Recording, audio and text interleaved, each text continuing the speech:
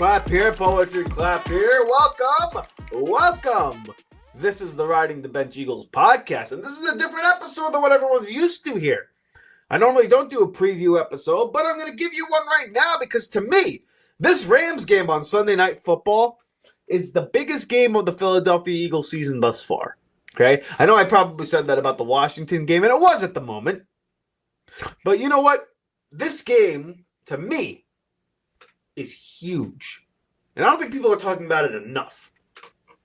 You're on the road in Los Angeles, Sunday Night Football, with a chance to make a statement against one of the better quarterbacks and offenses in the NFL. Playing against the Rams and having a good win is, to me, the biggest barometer, at least thus far, of whether or not this team in Philadelphia can truly compete for a Super Bowl. It just is. I know you got Detroit and you got other teams like the Packers, the Vikings, right? A lot of teams in the NFC who are good. But Philadelphia is the number 2 seed, playing some of its best football since the bye. But I don't know about you guys, but I am just not convinced we're a Super Bowl contending team just yet. I don't know if we're quite there yet. We have a Super Bowl contending defense because at least since the bye week, this defense has been for real.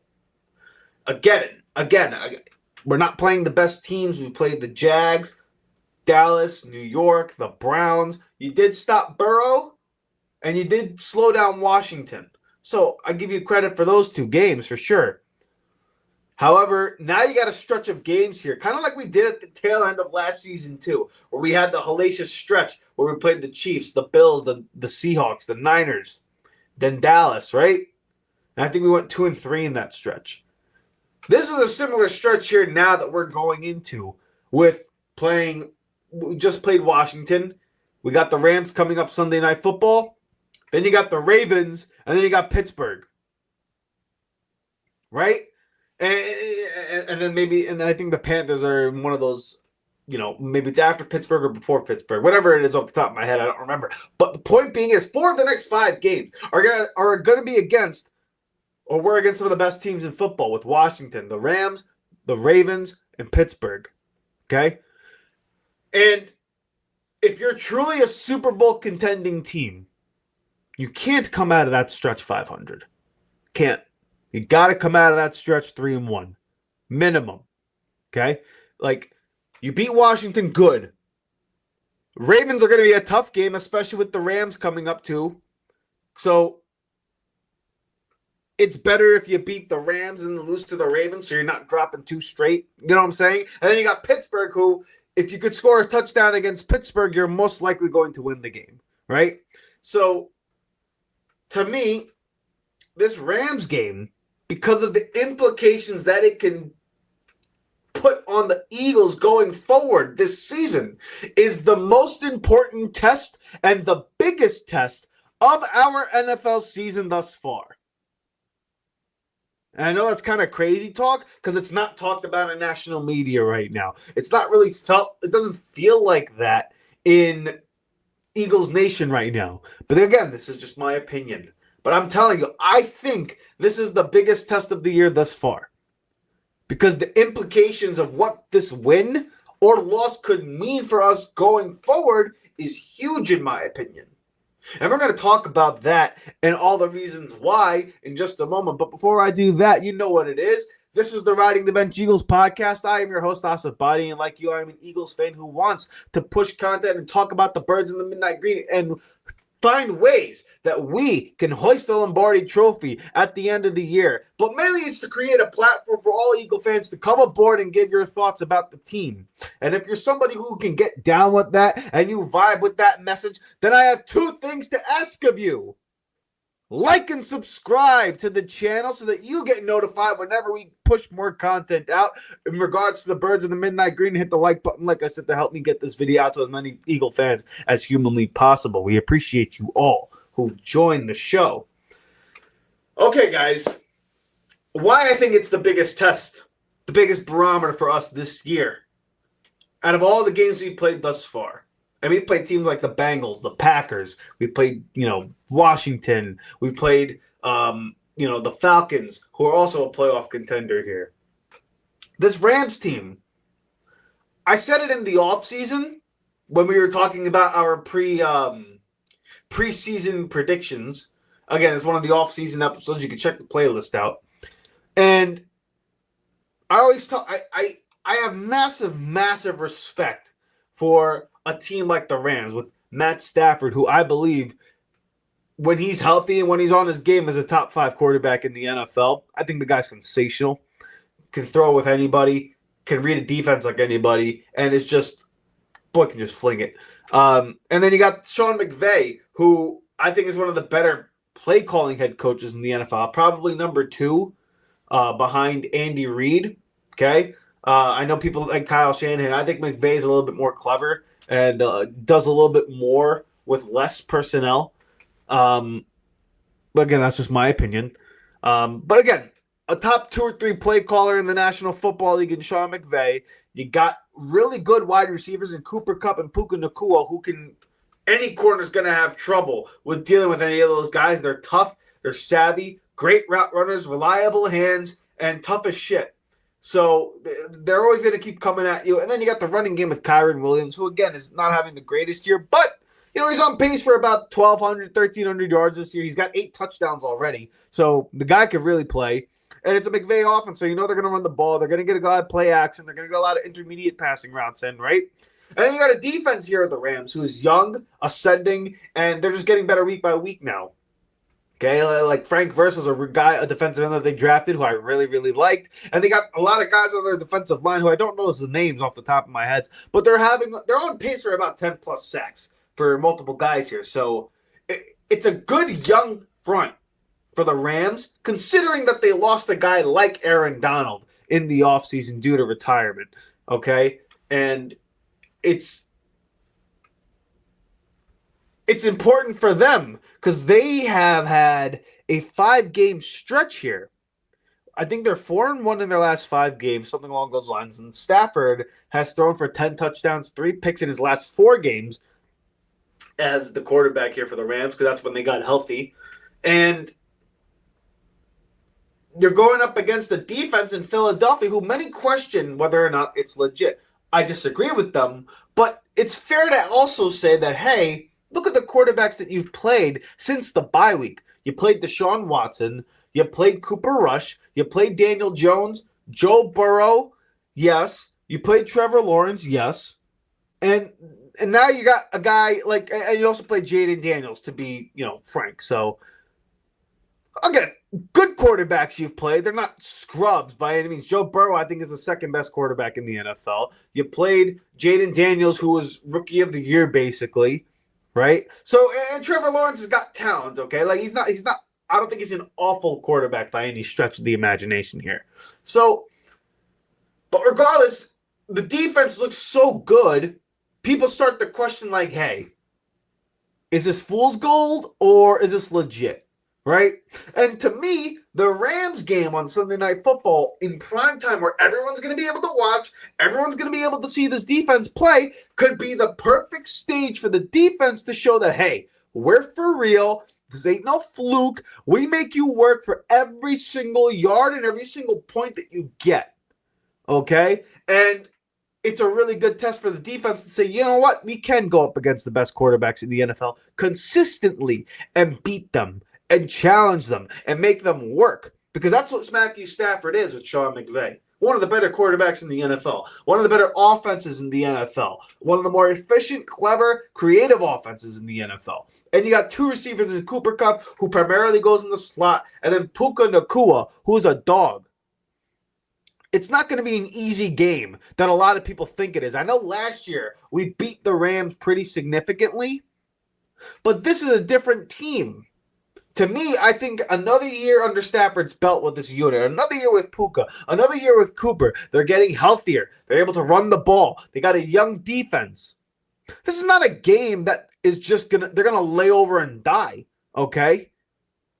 You got to come out and beat the Rams. They come to play. They're prolific. They're explosive. And you really, really, really got to make sure that you don't keep the game close, because with Matthew Stafford there, he's one of the better quarterbacks over his career in terms of being able to come back and get you a dub if the game is close. You have to blow out Matt Stafford to beat him most of the time.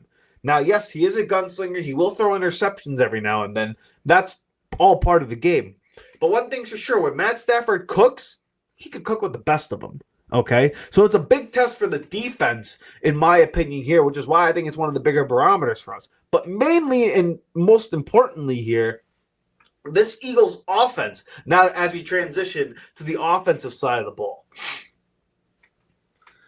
This Eagles offense right now, the passing game in particular, it looks lethargic. It's anemic. Now, many of you will say that, hey, it's because we're running the ball, we have big leads, and we don't need to rely on the passing game. Fair enough, and I actually agree with you in that sense. We have found ourselves in terms of our identity, which is run the ball, play good defense, keep the ball out of the opponent's hands, and no turnovers, which is what Jalen Hurts has done since the bye week. And it's a fair point, okay? However, that's not an excuse for the consistent slow starts that we have to games. For whatever reason, this team just comes out so terrible in the beginning of games. It almost takes them a quarter and a half. It takes them a half for them to get into the ball game. And it's really frustrating to watch because you're sitting there and you're like, wow, this defense is playing so spectacular. It's playing such great football. And then you look on the other side of the ball and you're just like, my God, you telling me you can't score any points? You're just allergic to putting points on the board? And to me, it starts with the coaching for sure, because you can't consistently come out every single week with a game plan that you have and fuck it up all the time. And then lastly, the quarterback play. Jalen Hurts. I love the quarterbacking that he's done in terms of not turning the ball over.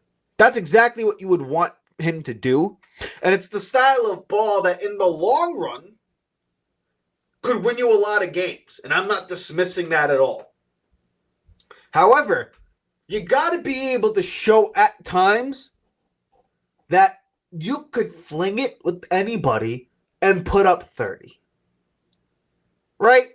And I've been hesitant to make that critique about Jalen because I think the guy wins a lot of games. He wins more games than he doesn't. And I think he's actually a lot better with the football than people like to give him credit for. People say he has trouble reading defenses, and maybe that's true, but I think sometimes if he's not 100% sure, he'd rather just run it or take a sack or hold on to the ball versus try to throw it up and make a play. At least that's what he's been doing since the bye week. Okay? And am I going to kill him for that? No, because it hasn't led to turnovers just yet. Okay? Because that's really the main thing. Don't turn the ball over. I think he's gotten better against the blitz this year, right? Like identifying blitzes, picking up blitzes, setting protections at the line. I think that's part of his growth as a quarterback. Now, what he does post-snap, once he snaps the ball and the ball's in his hands, is a whole different ball game. Now it's a little bit more like, okay, like, you know, now it's time to process stuff a little bit faster. But that's neither here nor there. Point being is, he needs to show that he can go shot for shot with somebody in the playoffs. He needs to go shot for shot with some of the best quarterbacks in the NFL. And to me, the Los Angeles Rams on the road is a perfect place to go ahead and do that. Now, I'm not telling you to deviate from the game plan of giving the ball to 26, Saquon Barkley, every other time you have the offensive possession here. That's not what I'm saying. But what I am saying is that, hey, sometimes on first down, I don't need you to drop back and hand the ball off on first, second down. Sometimes I'm like, hey, you want to take a 7-yard slant every now and then. Show them that you can throw the football in the middle of the field and take what's given to you. Make them play honest. Make them play up at the line of scrimmage a little bit more to not only respect the running game, but to respect the short passing game so that you can hit Devonta over the top, that you can hit AJ over the top, that you can crush them over the middle with Dallas Goedert or a check down to Saquon Barkley. Okay? Like those are the things that you want to be able to see out of Jalen Hurts And throughout the season thus far, he consistently hasn't done that. Okay? And while the NFC is a weak conference,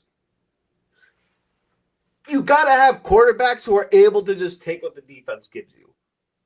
So far, Jalen Hurts this year has not proven to do that on a consistent basis. Matthew Stafford and the Rams do. Which is why when you play against a team like the Rams, anything they give you, you got to take and you got to make them pay. And this team has the talent to make them pay, which is why I actually believe they're favored going into this game. I think they're minus 2.5 by Vegas, which, basically they're telling you this is a pick-em game, okay? Because the home team usually gets 3, right? So 2.5-point game. It was a 3-point line before. The Rams are a good team, and they're getting hot at the right time, and they got a coach who's proven that he can play call with anybody, right? This Eagles offense, though, has not shown that they can go shot for shot with anyone and everybody. The running game's fantastic. The defense is fantastic. The offensive line's fantastic. But the quarterback play and the passing game and the play calling in that sense have not been. And I can't blame Nick Sirianni for that one. You got to look at Kellen Moore. He's the OC. You got to look at the quarterback. He's the one executing the play. Like, at some point, enough's got to be enough with how this team consistently comes out slow. You got to come out, answer the bell, and be ready to freaking play. Because in the playoffs, if you come out slow against a team like Green Bay, against a team like San Francisco, if they make it, like the Rams, like Detroit, hell, even the Vikings, you come out slow against those teams, they're going to make you pay. They're too good. They run the offensive systems that are in the NFC. You got McConnell. You got McVay. Shanahan, if he's in the building here. Cliff Kingsbury with Washington. Matt LaFleur in Green Bay. Ben Johnson with Detroit. These offenses are well coached, well designed, well run, quarterback friendly. At some point, your defense can't stand up every single time. The offenses are too good. Quarterback play is too good. Coaching design and play calling is too good. Your offense has to be able to put up points. It has to be able to answer. And it can't just be because Saquon Barkley keeps breaking your back over and over again on 45, 50 yards, 60-yard runs at the end of the game. This offense has got to show that they can put up points through the passing game as well. Make the defense be honest here. Because at some point, they're going to play 8-9 guys in the box and say, Jalen Hurts try to beat us one-on-one. Now, most of the time he does, but you got to be able to do it consistently, and he hasn't. So, to me, this game is so important for our season because if you come out slow or if you come out and lose to the Rams outright, to me, it's going to show us that, hey, maybe we're not quite that Super Bowl ready team this year. Next year's a whole different story, but for this year we're talking about. Because the NFC, in my opinion, outside of Detroit, a lot of the teams are pretty much, neck and neck.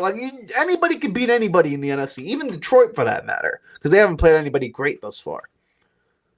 So, I don't know. To me, this is the biggest test of the year thus far, not only because of the team that we're playing, but because if the Eagles come out and lose this game in a way that means if the defense plays great, you lose a game 21-10, that's concerning.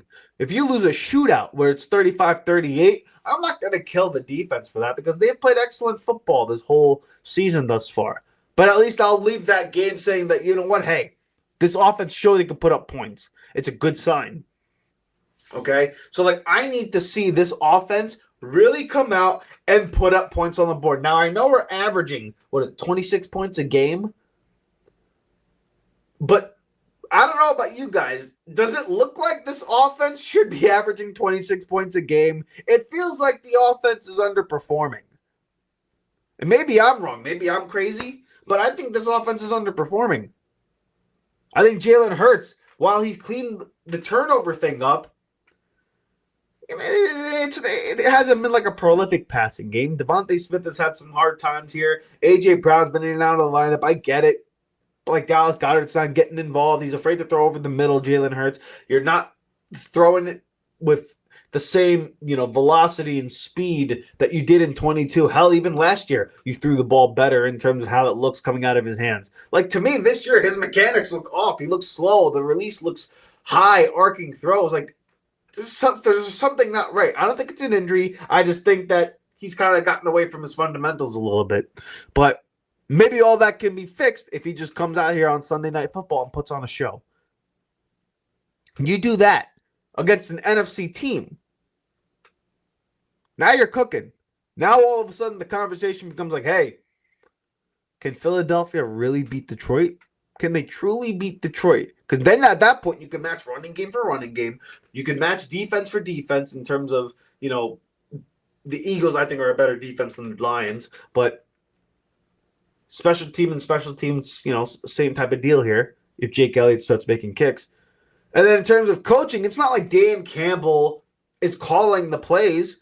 Right? Nick Sirianni isn't calling plays, so that in that sense is, they're doing the same thing in terms of managing the game and all that. And then it becomes Ben Johnson versus, Kellen Moore game, which is a Ben Johnson, favor here. But then it becomes about talent and how you execute. And if Jalen Hurts and this offense shows that they can go out and execute against a team like the Rams, against a team like the Ravens, Pittsburgh, and show that their passing game can be prolific and can go shot for shot with you, this Philadelphia Eagles team becomes the scariest team in the NFC immediately. It's why this game is so important in my opinion, because it's the time where you could put on display one of your better offensive performances of the year. Put it on national TV in primetime game. Let the world see the talent that everybody in Philadelphia knows is there. Let the talent on paper start to show out and actually be fully executed to its fullest ability here. That's on Kellen Moore and that's on Jalen Hurts in my opinion. So to me, maybe it isn't the biggest game of the year for the Eagles, but it's certainly the biggest game of the year for Kellen Moore and Jalen Hurts. Because if you come out and you put up a dud, if you look like dog shit once again coming out in the game, and you come out slow, and the offense looks just stuck in the mud, this team has no shot at winning a Super Bowl. Again, maybe it's a harsh take, but that is my opinion. I feel very confident about that. You need to come out against the Rams and put up an offensive performance, or else you are not winning a Super Bowl. And it's just as simple as that. Put up a great performance, I'll shut my mouth. But until further notice, and until I see this offensive passing game step its shit up, this team, this Philadelphia Eagles team, with this offense, despite having a Super Bowl running game, a Super Bowl defense, and Super Bowl defensive coaching, this team is not a Super Bowl team. And hopefully, on Sunday Night Football against the Los Angeles Rams, Jalen Hurts, Kellen Moore, and this Eagles offense can go ahead and prove this fan completely wrong. Hey! Thank you so much for watching the Riding the Bench Eagles podcast. If you want to continue to support the channel, please hit the like and subscribe button down below. Also, check us out on Instagram and TikTok at Riding the Bench Eagles Pod. We're also on Apple Podcasts, Spotify, iHeartRadio, you name it, we're on there. Thank you so much for listening, and please join us next time here at the Riding the Bench Eagles Podcast.